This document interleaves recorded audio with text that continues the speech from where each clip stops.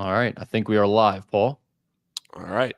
Welcome into another episode of the Musketeer Report podcast. Paul Fritschner and Rick Broering with you. Today is Monday, February 12th. Xavier. Whoop, hold on. I'm hearing myself. There we go. Xavier sits at 13-11 overall, 7-6 in the Big East. They are coming off a win over Villanova last Wednesday night, 56-53. Then over the weekend on Saturday afternoon, a loss to Creighton, 78-71 at the Cintas Center. Xavier was trailing by 20 at one point in that game, but came all the way back, had a chance toward the end, trying to cut the deficit down to a one-possession game, just couldn't get over the hump. Xavier's now ranked 42nd in KenPom as we sit here today, 52nd in the net. They're 10 spots away from that at-large cut line, according to Bracket Matrix, Rick, and a big week upcoming for the Musketeers going on the road. It's a quad 2 game now after what happened to Seton Hall on Sunday against Villanova. They've dropped down to 76th in the net, which means it is a quad 2 game, but they're right there on the cusp. That'll be in South Orange Wednesday night. Big week for the Musketeers to pick up a road win, but then they go into their bye week, so just the one game this week. We will start with the news out of Xavier, the injury news. The Jerome Hunter Achilles injury that he suffered last Monday in practice. He tore it just in practice on Monday afternoon, right after we recorded the show, probably 2 or 3 hours. How weird was that? Because we were talking about the future of the front court, talking a lot about him coming back next year and what it meant for him to be back in practice and all of those things. And then within hours, we get that news. I mean, I'm smiling as I'm saying that because it's crazy how that all worked out. But I mean, it just such a terrible, terrible thing for Jerome Hunter. Yeah, so he had surgery. I was told that he had surgery on Friday. Everything went well. There was no updated timetable for return or anything like that. It's still just at Jerome's pace. However, best he is able to work back from that injury. Nothing was updated after the surgery or anything like that. So we're just working off of whatever Jerome is able to do and however best he is able to come back from that injury. But he did have the surgery on Friday, and now he looks forward to at whatever point he is able to come back, if he is able to come back next season. But I think the biggest question that this leaves us, because we haven't podcasted since his injury, is where this leaves Xavier and how it impacts Xavier with the transfer portal opening up in just about 50 some days, 60 days here. It's right around the corner. The season is coming to an end in the sense of March Madness. It's wild to say, but it's February 12th. And you're starting to think about some of those things that are going to be around the corner looking ahead to next year. So, Rick, in your mind, how does this injury affect it? Because the way that I look at this, it's really intriguing to me to see how this coaching staff is going to handle this injury, because there's so many levels to it.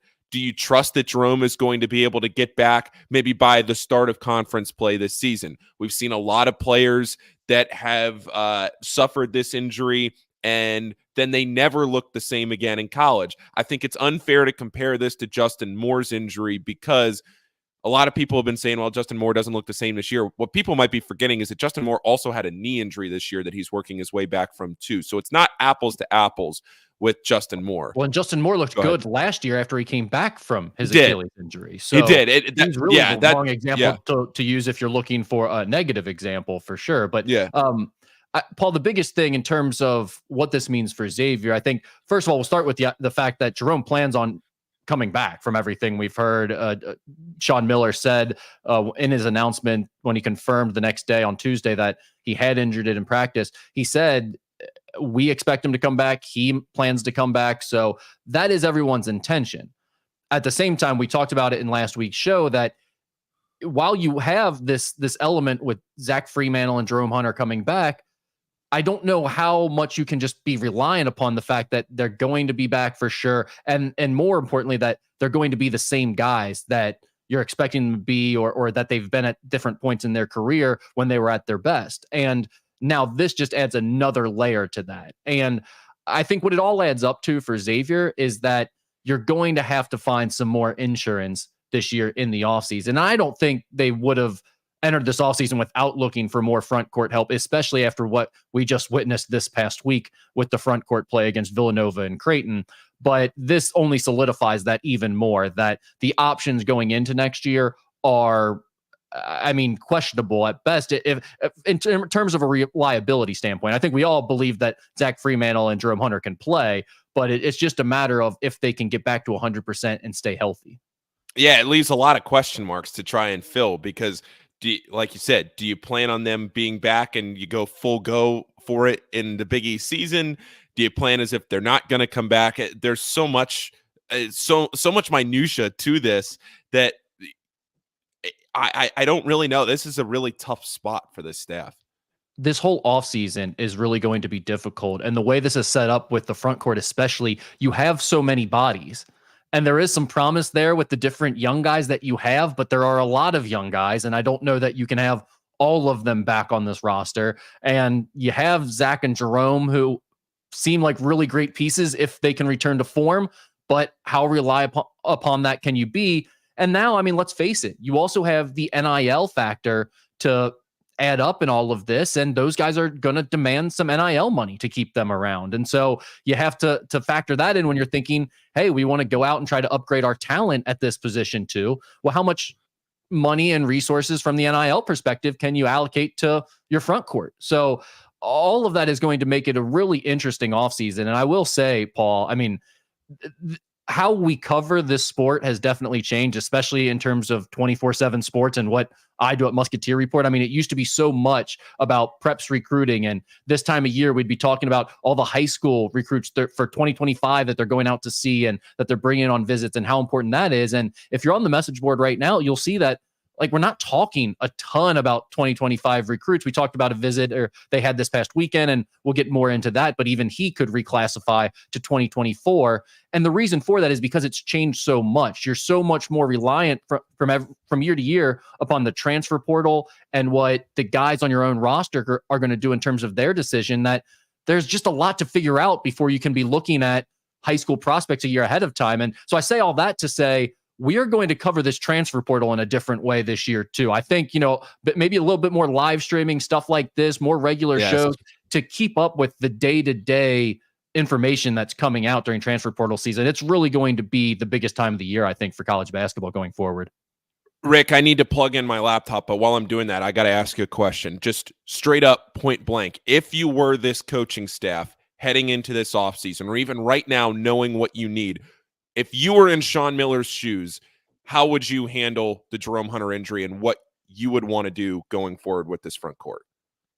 Well, I think obviously there are so many different parts to that, not just with the Jerome piece, right? I mean, you got to factor it all together. But in terms of what the Jerome injury means is, I think there's no way that you can go into next year looking at him as a starter for you. And that's no slight at Jerome, but I just don't really believe that he's going to be ready 100% by the start of the season to be a starter, to be playing starter-like minutes for you. So I think it starts with that, is you can't rely on Jerome to be a starter. Maybe he's a piece at some point next year. Maybe he recovers and you get into the middle of the season and he's back to being more of a starter-like player for you. That would be a best-case scenario, in my opinion. I don't see looking at him as a go-to guy early on. So I think that's where I would start with it. You've got to be able to have a starter at that forward spot. Maybe you feel like that's Zach Freemantle and you'll have another center, or maybe your plan is Abu Usman is still going to be your starting center and Zach Freemantle can start at the forward spot for you. But I would feel much more comfortable if you went out and got a bona fide starter for the center position, and then you kind of figured out things from there. I think that's where I would start with this, because in the worst case scenario, I think you can slide down a wing like a Desmond Claude or a Dalen Swain to that forward spot like they've started to do already this year. And I think you can get by with that if you have the right player at the center position. Now, that's much easier said here on February 12th than it is done when we get into the transfer portal when it opens up, because every team in the country, as we saw last offseason, is going to be looking for a talented center, and there just aren't that many of them out there. All right, let's move on to talking about some bracketology. Xavier splits the week last week, picks up a win against Villanova, which right now, as we sit here, sits as a quad 2 win, and then loses a quad 1 opportunity against Creighton. I mentioned that Xavier's sitting at 52nd in the net right now. The win over Nova, the loss to Creighton, to me, the win obviously builds up some good momentum for you. I don't think the loss to Creighton is some death blow. Losing a quad one game is not going to knock you out of the tournament like it would if you lost to DePaul or Georgetown at this point in the season. But what it did do was it eliminated a significant resume building chance for you, and it also dwindled your chances of getting to that magic 18 or 19 win mark that a lot of people have talked about. So now you go into the rest of the season. There are 7 games left in the regular season. 3 of those 7 games as we sit here are quad 1 games. Probably going to be 4 if Seton Hall can get their act together. They're right on the outside looking in, but let's just say it's 3. Those quad 1 games would be at Marquette, at Butler, and then home against Marquette. So only one more at the Cintas Center would be a quad 1 opportunity, and that would be against Marquette. What do you think this last week did for Xavier's at-large chances, Rick?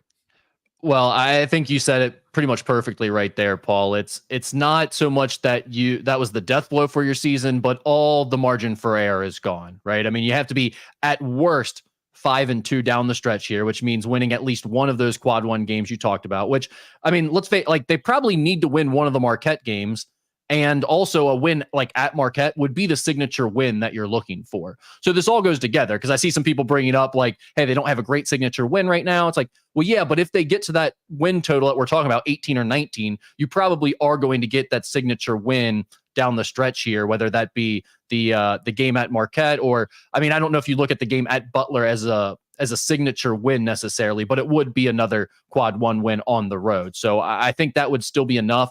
I still look at the 18 number if you want to get in the conversation. As I've been saying all along, I think 19 makes you feel really good. So we're talking about 5-2 or 6-1 down the stretch for this team. And this is like, I know some people are now saying, oh, it's over. They have no chance. They're not going to go 5-2 or 7-1 or 6-1.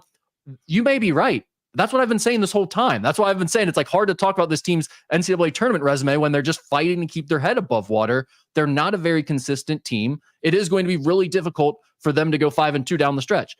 But that's been the case for the last 2 or 3 weeks. Like, it's been really difficult for a while. They dug themselves a big hole. So I don't see I don't think their chances changed much since last week, in my opinion. It's very much odds are not in their favor. But if they play their best basketball at the right time, it's not out of the question. They could win any of these games down the stretch. They're all winnable for them, except maybe that game at Marquette. Xavier sits at 13-11, and it really is a shame that if Xavier had just won those 2 bye games and you're sitting here at 15-9, we wouldn't even be having this conversation. It would be a seeding question instead of are you going to get into Dayton question.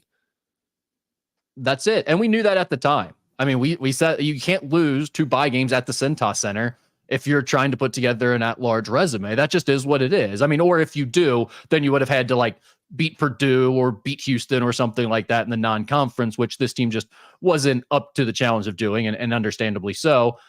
So this is where they're at. But like we've said, I mean, if they do catch fire, and like if Quincy Oliveri and Trey Green are hitting shots, or Dalen Swain is playing out of his mind as he continues to build confidence, maybe this team will get on a roll. And in that case, the last 7 games are not incredibly difficult. I mean, the game at Marquette is really the only one that stands out as like they don't really have a good chance going into that one.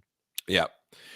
All right, let's talk about the front court. We've talked about the front court as it relates to next season with Jerome Hunter's injury, but let's talk about the 2024 season. And Sean Miller, after the game against Villanova, ripped into a player worse than maybe I've ever heard a Xavier coach rip into a player before.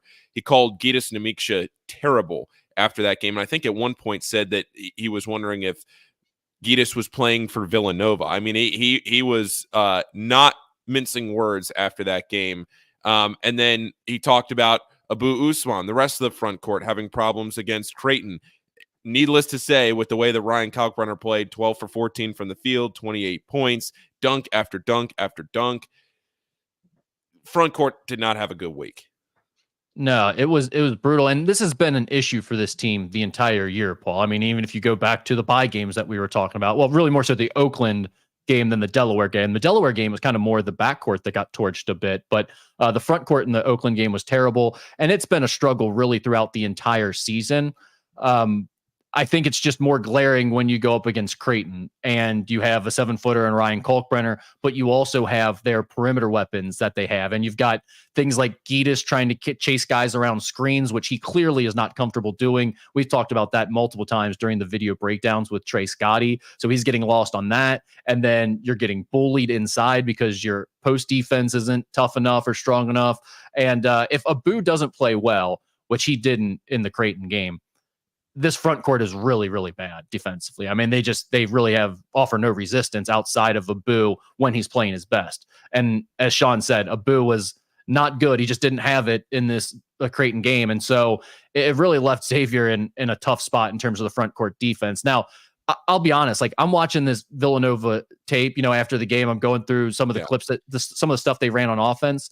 And Paul, it's like, I don't know how anyone guards some of the stuff they're doing. When you have the shooters that they have at the forward position and you run that pick and roll with a guy like Kalkbrenner, who's so long that you can just lob it up to at the rim like that. I mean, genuinely, like when they're playing like that, you wonder how they ever lose a game. They look like one of the best teams in the country. And so I think that just kind of tells us, one, where Xavier's talent level is this year. They're definitely below some of these other teams in the Big East. And it's a noticeable difference. And then two, I do think you caught Creighton playing one of their best games of the season. They looked really good in that matchup.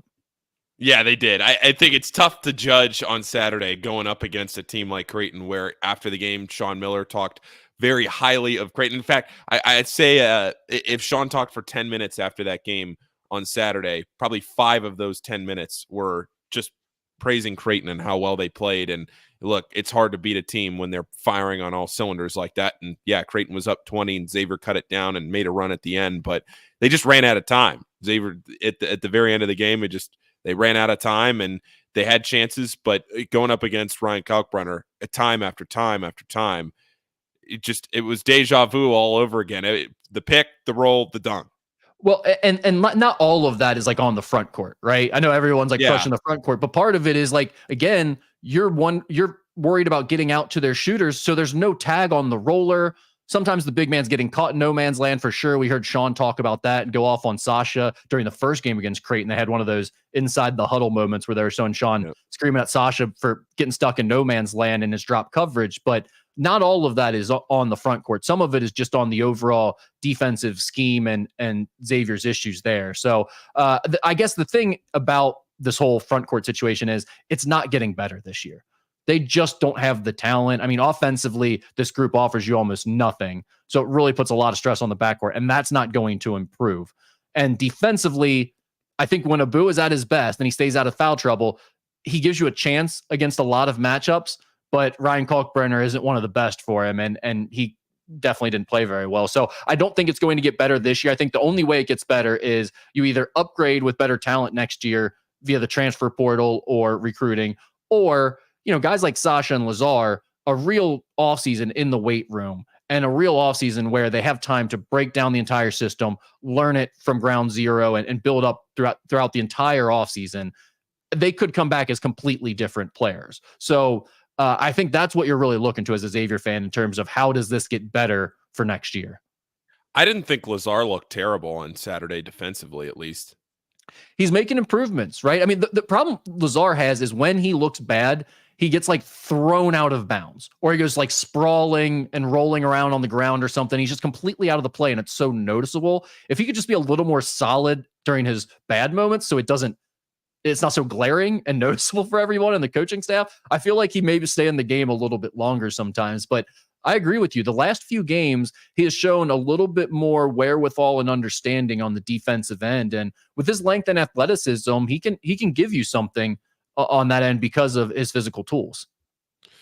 So how much do you think, Rick, and we've talked about it a little bit, but how much do you think that this will push Sean Miller towards relying on a smaller lineup, like putting Dalen Swain or Desmond Claude down there at the 4? Yeah, I think we're going to continue to see a lot of that. I mean, it's clear that Dalen is getting better and better and more confident. The only issue you have there is I know a lot of people are like, well, just play Dalen there pretty much permanently. Well, he's having breakdowns too on the defensive end. He's still missing some things. Now he's making a whole lot more plays for you, and those stand out when he goes and makes a play. But there are still things within the system and like when they're off ball stuff more so, like when he's not guarding the guy one-on-one, when it's off the ball, reads and different screening actions that he's getting lost on when he's chasing guys occasionally. So he's getting better, but it's not all the way there yet where you can just say, let's start Dalen and play him as many minutes as possible at the forward spot. Yep. All right. Let's move on, talk about Villanova and that in particular, the last possession against Villanova, because boy, was it a disaster for the Wildcats. But I want to ask you, Rick, how much of it was good defense by Xavier versus how much of it was poor execution by Villanova? Yeah, I mean, I think there's a little bit of both here, right? And I guess we'll start with the play call, which I should have had the video ready here, but the play call was essentially just you're taking Brendan Hawson, who's a smaller shooter, not the best athlete in the world, kind of trying to run a slip screen action on the backside where he causes a little confusion, and then he runs through an elevator screen off to the right wing. And Xavier knew that was, as soon as like they saw what was coming, they knew you're trying to get Hawes in a three. So you're just sprinting through that, busting up the screen, which Davion McKnight did a good job of, and staying with him so he doesn't get a clean look. That was the initial part of the play. And after that, it completely broke down from there for Villanova. I don't know if they had another action that they're supposed to run off of that. It looked like Eric Dixon was maybe looking for someone else to start coming from the top of the key, and it never happened. And after the game, Kyle Neptune said that there was a second option for the play, though he declined to go into what that actually was. But then from there, you basically just got a two-man game between Hawson, who's not a good creator off the dribble, and Eric Dixon, who is a 6'8" big man, and he can shoot a little bit from the outside, but again, not going to create anything. It really went nowhere. Now, I give Abu Usman a lot of credit because he made a couple of good reads there to stay out and contest any perimeter jumpers, not go with the cutter once he got switched and everything. He realized, hey, they can only hurt us with a three-pointer here. We've really got to stay out on the perimeter and guard the three. And so he had a good read there. It was good defense by Xavier. I don't want to take anything away from Xavier. They understood what was coming. They read it, and they executed well. But, Paul, to not get a shot in that situation, that's about as bad as I've ever seen. 18 seconds left. That's just, it can't happen. Well, there's so many things that you can do if you're Villanova, and not one of them includes not getting a shot off. I mean, you could drive straight to the basket, which is what I think a lot of people thought they would do. Just go downhill, get to the basket, force Xavier to go to the free throw line, make some free throws, and extend the game. I'm always the proponent that you take the three, but even with 18 seconds left, when the broadcaster constantly says, well, you don't need a three here, you can take the points. You always need the three. I'm here to tell you, you always need the three when you hear the broadcaster say that. But with 18 seconds, that's a lot of time because you can come down. Maybe Xavier misses one free throw. Then you only need two. Maybe you take a three for the win. Instead of just dribbling around and not getting a shot off. And, oh, by the way, they weren't even looking to get a shot off at the end. It's not like Eric Dixon had the ball and he was dribbling and then, with a half a second left, he realized how much time was left and then took a shot that was, a half a second late. You remember Kieran Cantor in the 2018 Big East tournament against Providence. He took a shot that went in, but it was a half a second after the buzzer. Most of the time in this situation, somebody on the court's counting it out. The bench is counting it out, whatever. And I know it's on the road. I know you're not in your home environment where you have the whole crowd counting it out. But still, the bench or somebody on the team needs to be aware enough to say, at least look toward the basket and maybe angle your body so it kind of looks as if you want to throw the ball at the hoop. Do something. But he was going to reverse it laterally. Yeah, he was reversing it back to the top of the key as time expired. Yeah, don't reverse the ball laterally. So I was taking a video from my angle on the baseline, and when Hawson came off that screen, I thought Xavier was in a good position. And to your point about Abu Usman, I thought he did a fantastic job because you could tell Hawson maybe wanted to try and jump into him to draw a foul, but Abu was just straight up. That would have not worked out for Villanova unless a crazy shot would have gone in. But with about 5 seconds left, with the way that Xavier extended out on Eric Dixon, once he got the ball, you knew he wasn't going to get a shot off because he had no clue how much time was left. He had no idea. And that's the second time in 3 weeks that Xavier did something that they hadn't done defensively throughout the game, whether it was against Georgetown, bringing that second guy to the ball, or now against Villanova, that you get that defensive stop at the end. And in both situations, if you go back and watch the video, Ed Cooley and Kyle Neptune, you can see just the life getting drained out of their face when they realize what's happening and they're powerless to stop it. Except, oh, by the way, they weren't powerless to stop it because they still had a timeout left. Yeah, that's the thing. A lot of times people are like, oh, call a timeout, call a timeout. It's like, well, you don't know how things are going to play out. It's bang, bang, whatever. But to your point, there's 18 seconds left with this one. You run the initial action for Haasen and it's not there. You know, at that point, the ball is not going to one of your best creators. The play has been blown up. There's nothing happening here. Call the timeout with 8 seconds left. You can still run a full nother set at that point. Like, you still have plenty of time. I don't understand what Kyle Neptune was doing. Now, that being said, he's taking so much heat for this, and rightfully so, because it is like one of those moments that when you lose your job eventually, people point back to.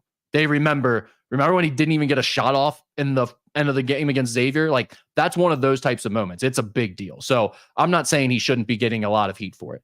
But at the same time, he can't take the shot for his players. If you're a ball player, you've been in end game situations. It's chaotic. It doesn't go ideally. The drawn up play doesn't always work. If you're a player, if you're good enough to be at freaking Villanova on a Division I basketball scholarship, you have to put a shot up in that situation. Yeah. You don't go to reverse the ball back to the top of the key as time expires and act like you've never played in a basketball game before. You're a high major talent. I mean, be a basketball player, man. You got to get a shot up there. I know you're not open, but that just, like, he's taking so much heat for this, and maybe the fact that his players don't understand that they should be taking a shot in that situation. They got to force something up there. Maybe that's on him to some extent too, I guess. I don't know. Maybe like you've got them thinking way too much. I don't know how that happens. Brother, it could be an air ball. You could throw the ball in the student section. Throw the ball and hit me in the face. Do something that at least gets the ball toward the basket and not east and west. Yeah, I just you got to put some of the blame on the players in that situation to not put a shot up at all. You had 18 seconds. I know the play didn't work, but throw something at the backboard and just pray at that point. Yeah. All right, Justin Moore, only 3 points in this game. 1-3. And that's part of the situation, right? Because like a lot of time, like, had you told me at the beginning of the year that Villanova is in this situation at Xavier, who was going to be their go-to guy in that play, who would your answer have been to start the year? Yeah, Justin Moore, right? 6'5", and create a little bit. He can shoot, but he is just offering them nothing. What do you have, 4 points in this game? 3. Hit 1-3. That was it. Yeah, I mean, he was a complete non-factor, and they just clearly realized that at this point. So it's sad to see, because he was a guy that I thought was going to be an NBA player. And looking at him this year, I mean, maybe he's still recovering. Maybe he'll come out on the other side and he'll play really well when he's in summer league or something with an NBA team. But it just looks like he's completely lost all his powers. Yeah, it just coming off that knee injury, it's just been too much. Also, I will say, if he's 6'5", I could have been Shaq. I mean, what are we doing? What are we doing here? What are you gonna give him, 6'3"? I'm 6'3", and I can see over his hair. What are we doing? Well, when did you go back to back with Justin Moore next time X sees Villanova? All right. Anything else from the one other thing that I think a lot of people talked about, and we don't have to spend a ton of time on it, but the scene after the game got a ton of national attention with Kyle Neptune. The Philly media was blowing him up. He came in, made a statement, didn't take questions, walked out. Twitter started blowing up because it seemed kind of like a miscommunication. Maybe it was partial frustration into that. And then he came back. I've never seen that. I mean, in 8 years of being around the press conferences, you've been around a lot longer than I have. I've never seen a coach come back in 50 minutes later and say, does anybody have any additional questions? Yeah. So what happens is he was pouting. He knew it didn't go well for him. He immediately came into the media room. No one was even down there yet to answer questions. I guess he gave like a 15-second statement, it sounded like, and then none of us were there. I mean, I didn't go straight into the room. I talked to a couple of people on the way, but it wasn't like I was waiting around forever. And I saw Adam Baum, who walked in way before I did. I mean, 2 or 3 minutes way before in this situation. And even he said he hadn't seen it, and Kyle was walking out. And it probably was a little bit of frustration built into no Philly media had traveled. So there was nobody. He knew he wasn't going to have to answer questions from, or at least wait around for the Philly media that was making their way down there. So he comes in, makes a statement. Then he went out into the hallway, I think, and maybe answered a question or two out there. I don't know who would have asked him those questions, but I think he did. And then came back in like 50 minutes later and talked to Mike. Yeah, so the initial part happens. He leaves the press room, and when no one even knows it happened, like we're not even down there.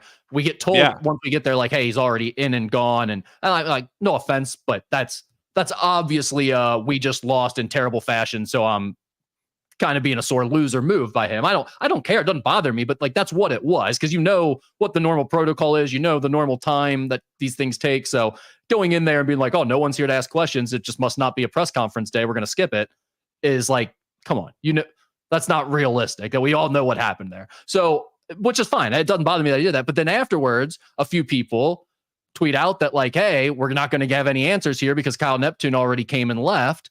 So then he starts getting crushed by Villanova Twitter. It's all happening in real time. So he and his SID then barge back into the media room and is like, who needs to talk to us? Who did we not talk to? We're getting crushed on Twitter. And like, he comes back, he talks to Mike Petraglia because he still wanted to ask him questions. I didn't really even care at that point. Like, so like, we're all going to say you should lose your job for that play. We all know what it is. I don't really think your answer isn't going to be that enlightening anyway. So I really didn't care. But yeah, I've never seen a coach come back into the press room like that and answer questions, but it was only because he was getting crushed on Twitter by his own fan base after people said that he wasn't there to answer for it. Yeah. All right. That's that. I just thought we should address it because it was all over Twitter as soon as the game was over. Let's move into Saturday. JP Macura was in town. He was back. He's actually not playing this season. He's injured. So he's taking the year off because of his injury. He was in town with his family. His daughter, his fiance was there. Everybody was in town for the 2024 Xavier Athletics Hall of Fame induction ceremony, which was on Friday night. I was there. It was a great time being there. Chris Mack was there to give the introductory speeches for both JP and Trayvon. Trayvon's family was there. Trayvon was still over in Italy playing. He couldn't make it back. He did send a pretty funny 8 or 9 minute video message in that they played for everybody. But it was a great night, and I think it illustrated just a lot of the things about JP. I couldn't tell. I was there with my fiance, and I looked at her laughing, and I said, JP's either going to get up there for 40 seconds and say thanks coach, thanks family, thanks Xavier, and move on. But he talked for probably 8 or 9 minutes too about just how much he appreciated the fans, how much he loved playing at Cintas. And he mentioned that multiple times over the weekend. He mentioned that on the podcast. We did that with him, and I thought it was really cool to see him back, see how much he cared. He was crying while he was out on the court with his daughter when he was introduced at halftime of the Creighton game. And congratulations to him. It was a special weekend, and Trayvon as well. Hall of Fame is very deserved for the both of them. So don't tell us the story, but tease it for us. What was the best story that he gave during the podcast? The Sean Miller if you're watching this a lot, we clipped it. I'm gonna tweet it out here in a little bit. It was a Butler story that he told about some of the Butler fans and how they got his phone number before a game. We clipped it. It was an incredible story, and I knew like some details of it because I remember it when it happened, but I didn't remember everything and how it happened. But just the most classic JP Macura story of all time. It's about 90 seconds. We're gonna tweet it out later this afternoon too, but you can go back and watch the whole episode. But so I thought too, Sean Miller. That's the latest Sean Miller podcast episode, by the way, with JP Macura. Yeah. So make sure to check that out. Yeah. But yeah, for the weekend, I mean, Saturday's game, 12:30, Big Fox, Tim Brando, Robbie Hummel, Hall of Fame induction weekend. It was I don't know what Xavier calls it, but like the salute to service, the Armed Forces Day. And which, by the way, at the Hall of Fame induction, if you haven't read the story, Adam Baum went and wrote that story a couple years ago on Captain Phil Bucklew, who is the captain of Naval Special Warfare, also the founder of the Navy SEALs. That goes hand in hand. But he was a Xavier Hall of Famer, and he was inducted on Friday night as well. And that was a really, really powerful moment of the night. And then 3 representatives from the military were there on Saturday to accept the award on behalf of him. Phil had passed away, so they were there to accept the award on his behalf. A lot of things happening on Saturday afternoon, and I'll be honest, I will say it was a real shame that Xavier wasn't able to get the win on such a special day like that. It just felt like everything was kind of converging toward a momentum shifting Xavier win, with everything going Xavier's way on Saturday as far as the outside noise was concerned and the things surrounding the game. But the atmosphere was incredible. The first 4 minutes of that game where Xavier went up, whatever it was, 14-4, 11-4, whatever it was in the first war of that game, was, to me at least, and I texted this to a couple of people that asked, they said it was coming through on TV, and I got some text saying, is this as good as it sounds on TV? And I said, yeah, to me, that was the best non-shootout atmosphere that I can remember at Cintas in a long, long time. It was a ton of fun, and it was a shame they couldn't get it done. And I hate the hyperbole with things like that. Like every time there's a new good atmosphere game, everyone's like, oh, that was the best since whatever. It's like, that one really felt like it to me. I thought that place was rocking. It came across on TV. It felt super loud during like going to media timeouts early in the game when things were going well for Xavier. So I thought it was a really cool atmosphere. And like, you lose the game, that stinks. That's unfortunate. And when you have a recruit on campus, like they had a 2025 center from New Zealand, Julius Halefanua. Sure. We'll go with that. We'll try that. Sure. I have not talked to him yet. I don't know how you pronounce his last name. But he was on campus, talented guy, potentially could move to the 2024 class. There are a couple other Big East schools that are really in there with him. We have a lot more information about him on the message board. But when you have a recruit like that on campus, you're trying to impress. You want to try to schedule it for a game where you're going to have an atmosphere like that, obviously. And I don't think you could have gotten a better turnout from that perspective. I mean, the fan base was on fire for that game. Yeah, it really was. And you're right. Sometimes you get caught in the moment as soon as the game ends and you think, oh, it was such a great game. It was such a great atmosphere. But really on Saturday, I can't remember one that was as good as that, at least from my vantage point. I know sometimes I get a little, I have a little bit of a different view on that because I'm always standing 5 feet in front of the student section. So maybe it always sounds a little louder. It always sounds loud to you. Yeah, it always does. But I think that when you look at the crowd, I mean, they were constantly, the lower bowl was on its feet for a lot of the game, especially once Xavier made their runs. I know being down 20, it's hard to really stay engaged and stay in the game. But yeah, to the fans' credit, I mean, Sean talked about it a lot after the game, and that's always one of the first things that Sean says in a post-game press conference, or whether it's on the podcast or wherever it is, that he knows and appreciates the fans and what they bring to the table in a game like that. But Xavier not able to get it done on Saturday in front of that crowd, but still a couple of chances left at Cintas. I also think with like atmospheres, when you're like trying to measure that, engage it, there's different levels to this. Like there's games where it was loud the entire game and it felt like the fan base was like super engaged since before the game started. And this was one of those, where it was like before the game, everyone came in here with a lot of juice. They felt like this was a huge game for the program. And then there are other games where maybe you don't expect it to be as big of a game. Maybe the crowd didn't come in like that, but then there's those crazy moments and you get those loud roars at different points of the game. And those are like sometimes just as impressive, but it's different, The one that always sticks out to me, Rick, I don't know if you were at this game, but the East Tennessee State Trayvon game. Yeah. Were you there for that?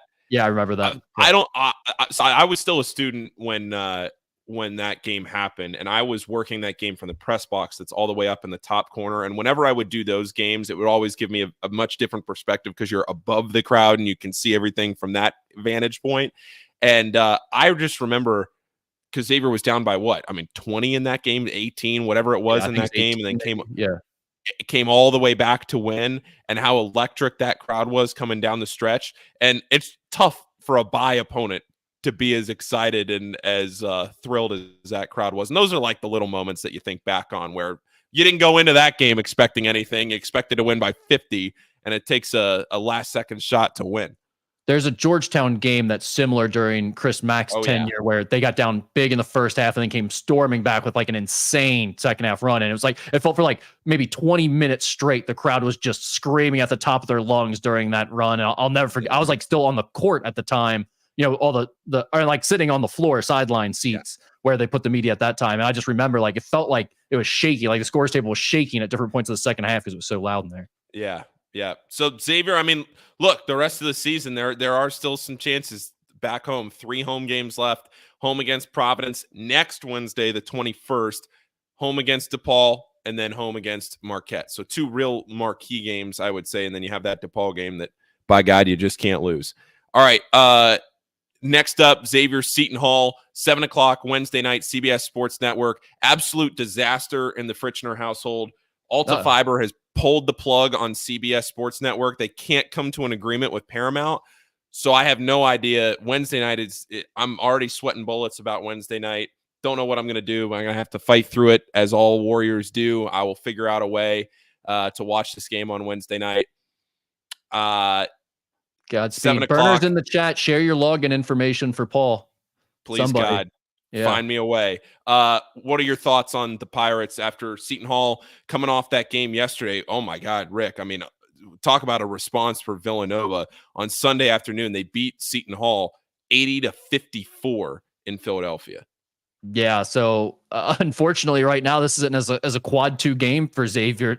Seton Hall dropped out to 76 in the net, so quad 2 game. They might be able to play their way back in and make that a quad 1 game again for Xavier and make a little bit better opportunity here. But I guess the good news playing against Seton Hall is it's the one team that Xavier matched up really well against, I felt like, in conference play earlier this year. And really, why is that? Because Seton Hall doesn't have a good front court either. So you match up pretty well with them from that perspective. It's going to be talented perimeter guys going against talented perimeter guys. And both teams are desperate right now. They're both right. Seton Hall is probably even closer to that cut line than Xavier is. Maybe one of the last teams in or first teams out as things currently sit. Xavier, obviously not the first 4 out or the next 4 out, but probably in the 4 after that group, somewhere between like 12 and 16 maybe ish. Yep. So. Yep. Xavier and Seton Hall have played 3 times since Sean Miller came back to Xavier. 2 of those 3 times have been 20-point victories or more for Xavier. So it's been a matchup that Xavier has fared well in over the last couple of years. Yeah. So, I mean, I would say I'd feel pretty good about this one as a Xavier fan, knowing you need it. But at the same time, I mean, this team playing on the road, it's pretty much anyone's guess how it's going to turn out, right? Well, and, the other thing, too, tough spots for both Creighton, who hadn't lost 3 straight Big East games since 2019, and they're coming off a terrible, I don't want to say terrible losses in like a resume loss, but like you had an easy chance to win that game at Providence. Devin Carter hits this crazy shot from the logo, goes to overtime, you lose. It was a pink out at Providence, tough to win on the road, I get it. But like Creighton, I don't want to say should have won that game, very easily could have won that game at Providence. They know they don't want to lose 3 in a row. You go on the road, you pick up a quad 1 win at Cintas. Now, Seton Hall, coming off a 26-point loss to Villanova, has a chance to come back home in front of their home fans and right the ship a little bit. That's tough. That's not great spots for Xavier over the last couple of games as far as their opponents go. Yeah, no doubt about it. So you get a look at the rest of the schedule here. This is from bracketologist.com. Quad 2 at Seton Hall, quad 2 at home against Providence, then quad 1 at Marquette, quad 4 home against DePaul, quad 3 at Georgetown, quad 1 at Butler, quad 1 home against Marquette. That's how they'll finish it off. Like we talked about, need to go 5-2 or 6-1 down the stretch to have a chance to dance, really. Okay, a couple of things. One's a hypothetical that I'm going to close the show with, but the other thing, just looking at Bracketology, there are a couple of websites. One, if you're watching on YouTube right now, it's just bracketologists.com. That's a great tool. There's also the tool that I always like to throw out, and if I remember, I can put it on the message board here soon. It's just the bball.notnothing.net, and that's what projects the conference tournament standings. And I know a lot of people start like they like to hop in the lab and simulate the games the rest of the way. It just, at this point in the year, people have opportunities to go in there and kill some time. But Rick, I want to throw this. Oh, okay, yeah. So if you're watching on YouTube, Rick's on that website right now. Rick, I want to throw this out to you. I was talking with some friends about this the other day. Now, let me make this very, very clear. There is no world where this would have happened. But we're in the clicks business, and we like to have some fun on this show. So I'm going to throw this hypothetical out to you. This lineup, theoretically, if everybody had come back and everything had worked out, could have happened. Colby Jones, Jack Nunge, Jerome Hunter, Zach Freemantle, Davion McKnight, and Quincy Oliveri. Those 7 guys all on one team. Jack Nunge could have come back. Colby Jones could have come back. Jerome Hunter and Zach Freemantle could have been healthy. Quincy Oliveri and Davion McKnight in the transfer portal. There's no world where that happens. Colby was an NBA player. Jack was, he had spent a long time in college. Not saying it would have happened, but they all had eligibility left and could have come back. Yeah. Think about that 7. The bigger problem there is, do you get Quincy Oliveri for sure if you have Colby Jones coming back and Desmond Claude? And you know what I mean? Like, play my hypothetical, Rick. I'm willing to, but that's where I go. I mean, yeah, if you have all of those guys on the same roster, my goodness, like, yeah, the offense would not have near the issues that they have operating in the half court. You know, I mean, like, this team basically has to get all of its points by either scoring in transition or somehow manufacturing a 3-point shot for Quincy Oliveri. Occasionally, maybe Desmond Claude can get you to the free throw line or something like that, score the mid-range a little bit, but in the half court, they're so limited with what they can do offensively. If you had that group where you've got Jack Nunge spacing at the top of the key with those high-low actions, you got to worry about Freemantle over the top. You got to worry about him in the short roll. You've got Quincy Oliveri stretching the floor. You've got Colby Jones and Desmond Claude both creating. I mean, you'd have a lot of weapons, but that's why college basketball is what it is. No one's able to keep rosters like that together for the most part. I didn't even say Des Claude. I didn't even say Des Claude because that was just the one that I was assuming. I was talking about those 7 are the guys that are, that had decisions or, hurt or whatever that you'd throw in there. But yeah, Des Claude too. I mean, there's 8. That's a Final Four team right there. Yeah, legitimately. I mean, that's no doubt you're looking to go past the second weekend with that group. That is a big time team with Sean Miller coaching them. Unfortunately, that's not the way it went. Sorry, Xavier fan, for torturing you with that. All right, that's all. I just had to have a little fun there. Rick, any news notes, nuggets here to close the show? We do have a couple comments here, a couple questions that we might be able to get to. I think we mentioned this from Matt. How much of a difference would it have made had we just won one of those Oakland or Delaware games? Yeah, if you win both, then you feel much better about where you're at. If you win one of them, I think that makes a pretty big difference, Paul. I mean, that honestly, only having one quad 3 loss as opposed to 2, and the fact that they're both, it's just so glaring when you're looking through separation points for these teams that are on the cut line, and you look at Xavier, you see 2 home losses to mid-major teams. Like, it feels like it goes even a bit beyond just the 2 quad 3 losses when you look at it on the resume, right? I mean, how it happened, I feel like that'll be factored in a little bit too. Yeah, I think for sure. If you win one of those games, you're feeling a whole lot better. If you lose 2, or if you win both of those games, like I said, you're talking about seeding now. You're not talking about making the tournament. You're in the tournament if you win both of those games, no doubt about it. I mean, I'm not saying you're a 5 seed, but you're a 9 seed. You're an 8 or 9 seed, and you're not worrying about Dayton. You're not worrying about the bubble. It's just where you are at this point in the season. You also have to hope that Oakland doesn't drop down to a quad 4 game too. Your Norse didn't help us out on that one the other night, that overtime. I mean, I've been trying to tell you guys all year, Oakland isn't what you think they are, and Trey Townsend is not a high major player, but you guys won't listen to me. So, thought we'd made the whole episode. Creighton was only one. Creighton was only 1.04 points per possession. Outside of dunks, thought the defense was hold its own. Creighton was not giving space on the perimeter. Felt the flow offense was stuck, and more sets could have helped. Yeah, I mean, but Troy, that's the point, right? Like, Xavier has no wiggle room because they can't score on offense. So that's why when you're giving up dunk after dunk in the pick and roll, and it feels so hard to guard Creighton, even though you maybe are doing a decent job, that it's brutal, man. It's like it's brutal to go through a year like this where you just don't have the talent level to function efficiently on the offensive end of the half court like you're laying out there, and it puts so much stress on everything else, like your defense and your inability to guard the pick and roll. Yep.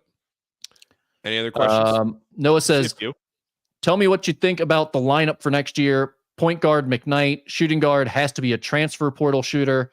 Small forward Claude, power forward Freemantle." Center, I believe we need a stretch 5 in the portal like Nunge. Well, I mean, I think that would be a good lineup, but that's the whole conversation here, right? Like, what are you going to do at the shooting guard position in the transfer portal? You got to find a big time player there to match what Quincy Oliveri is giving you this year. And then saying you need a stretch five in the portal like Nungy is great, but the problem is, aren't a lot of Jack Nungies in the transfer portal. And had Jack Nungy actually entered the transfer portal like we know it today, the bidding war for him would have been significant in NIL dollars. So that it's just a little bit different than now as opposed to then, and the way they got Jack Nungy when they got him from Iowa. I don't know that you're going to be able to find guys like that very easily now. Yep. All right. Did Sean actually say he wants to get 3 to 4 new guys from Max? Yeah, Max, he did. I actually wrote about that on Musketeer Report. He mentioned it on his coach's show last week or the week before. Someone called in and said, what does it look like for next year in terms of new freshmen? And Sean said, we have one freshman coming in that's already committed in Jonathan Powell. He said there could be as many as 3 or 4 new faces, but he would only look at maybe one more freshman in addition to Powell. So Powell is one freshman, could have 2 freshmen total, meaning one more in addition this offseason, and then definitely 2 or 3 transfers, it sounds like, is in the plans, according to Sean Miller. Yep. All right. Paul, anything else there? Nothing else from me, Rick. All right. I think that's it. What do you want to? No, we're not in the predictions business. Wednesday. we're definitely not in the predictions business. People get upset. People get very upset with predictions, so we will not do that.